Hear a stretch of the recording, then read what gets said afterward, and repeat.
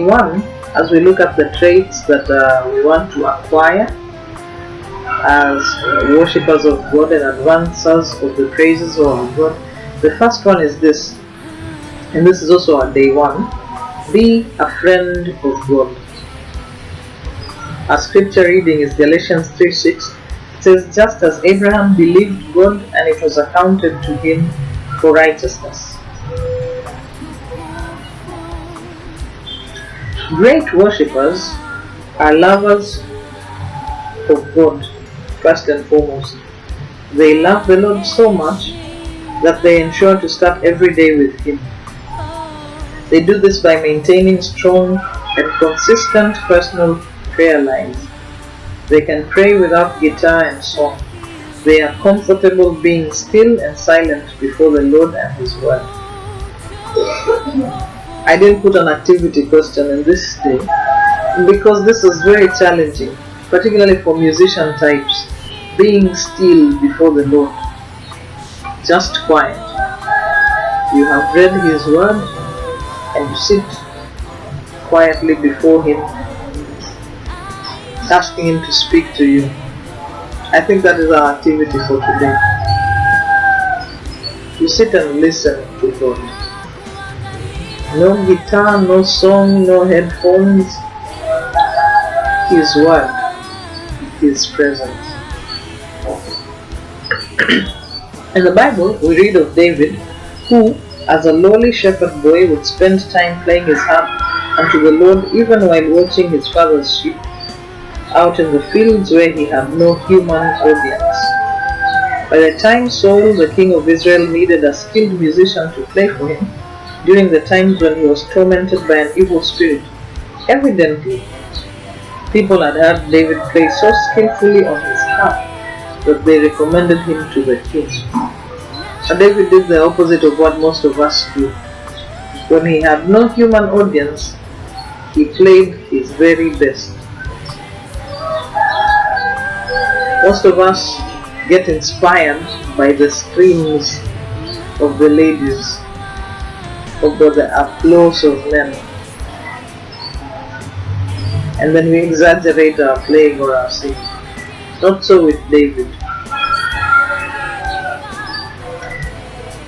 David did not start out as the king's official harpist, but his passion for ministering to the Lord, even before anyone noticed him, was what helped him grow and become one of the greatest worshippers of all time. Now, off the cuff, this is not even part of this lesson, but I need to say this to musicians and singers. I need to challenge you to remember when you loved God, when you played your instrument all by yourself and you played it just for God.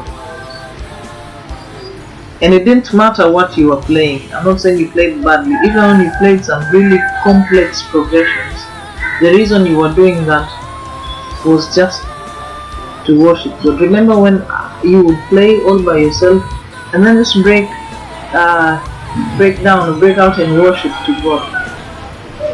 I challenge you and I'm calling you back to that place, that day. Nobody was clapping for you, nobody was screaming your name. You didn't have followers on social media, but you still worshiped God. That got you to come from being unknown to being known. How much more do you need to focus on God now?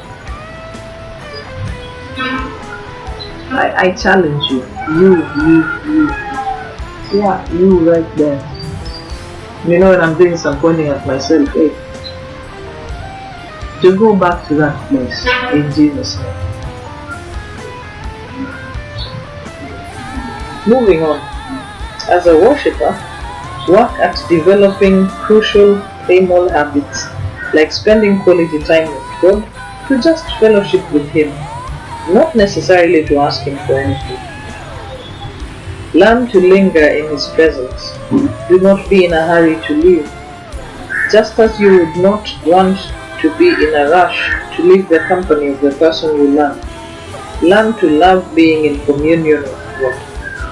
Accomplished worshippers don't seek their own entertainment and pleasure as much as they seek the Holy Spirit. Their ears are constantly open to listen to the Holy Spirit's promptings, and their hearts stay in a disposition of obedience. Did you hear that? It's challenging to me to seek the Holy Spirit more than my own pleasure and entertainment and need for perfection.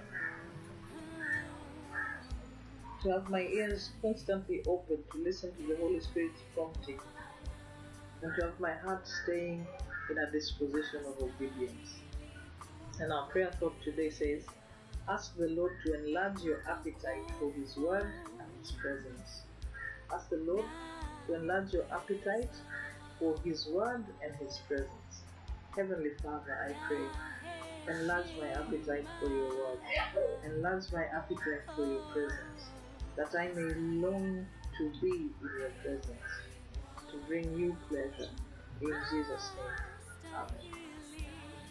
Our memory verse today is Jeremiah 15 verse 16a. It says, your words were found and I ate them, and your word was to me the joy and rejoicing of my heart. Memorize it. Eat it as Jeremiah said. Amen? Amen.